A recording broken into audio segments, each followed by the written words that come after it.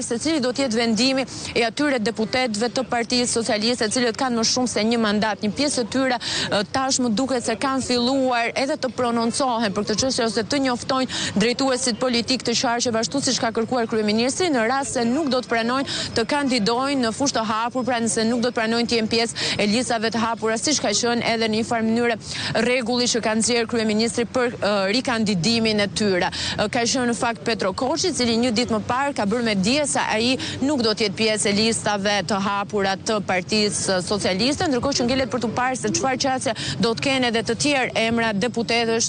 të cilët deri në këto momente nuk janë prononcuar ose nuk kanë bërë një reagim publik, por ata me gjaz janë drejtuar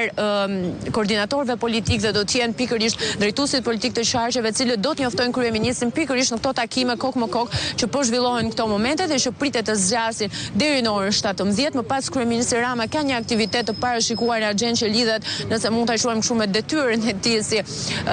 kryebashkiak provizor i kryeqytetit, pra është një aktivitet që lidhet me Tiranën dhe më pas Rama do të rikthehet sërish në Serlinë Roz në orën 18 për të mbledhur kryesinë dhe për të bërë miratimin e kandidaturave.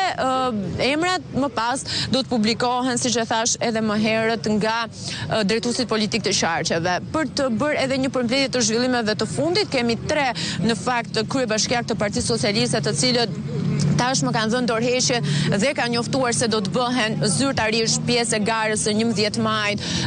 në listat e deputetëve. Ka qenë i pari kryebashkiaku i Matit Agron Mala, i cili pritet që të kandidojë në qarkun e Dibrës. Më pas ka qenë kryebashkiaku i Tepelen Stërmet Peçi, i cili ka njoftuar dorëheqjen dhe pritet të jetë së bashku me Mirela Kumbaron do të kandidojë në qarkun e Gjirokastrës. Dhe Ervin Demo, kryebashkiaku i Beratit, gjithashtu pritet të jetë pjesë e listave në qarkun e Beratit dhe për këtë arsye ka hequr dorë dhe ka dhënë dorëheqjen nga posti që mbante, pra duke drejtuar këtë bashki.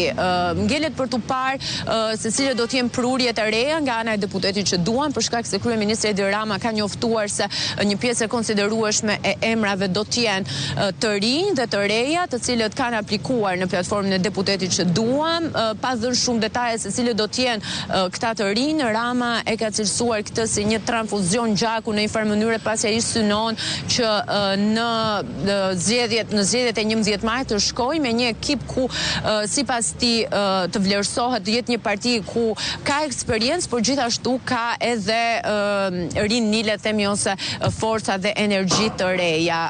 Të paktën duke u referuar dhe deklaratave të kryeministrit, nuk pritet që të kemi surprizë sa i përket drejtuesve të qarqeve, megjithëse Rama vetë tha se do të preferonte që ata të linta në fushë të hapur dhe të garonin lista të hapura. Sipas kryeministrit, një lëvizje e tillë do të krijonte një çoroditje në parti, pasi drejtuesit e qarqeve në rast se nuk do të ishin në lista të sigurta, atëherë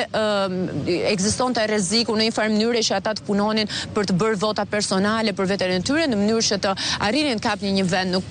kuvend, dhe kjo do të sillte një garë të pabarabartë, ta themi, me pjesën tjetër të Partisë Socialiste, po ndoshta edhe do të prishte punë dhe do të minonte votat që duhet shkojnë për forcën politike. Kështu që në këtë situatë sa i përket drejtuesve nuk pritet që të ketë surpriza. Ngelet interesante për tu parë se çfarë fati do të kenë ose çfarë shëndrimi do të kenë ata deputetë që janë cilësuar si deputetë të afërt me Erion Veliajn, dhe gjithashtu çfarë fati do të kenë ministrat e rinj të qeverisë Rama, një pjesë e cilëve përflitet se do të jenë në listat sigurta. Brozat, faleminderit për informacionet. Faleminderit ju.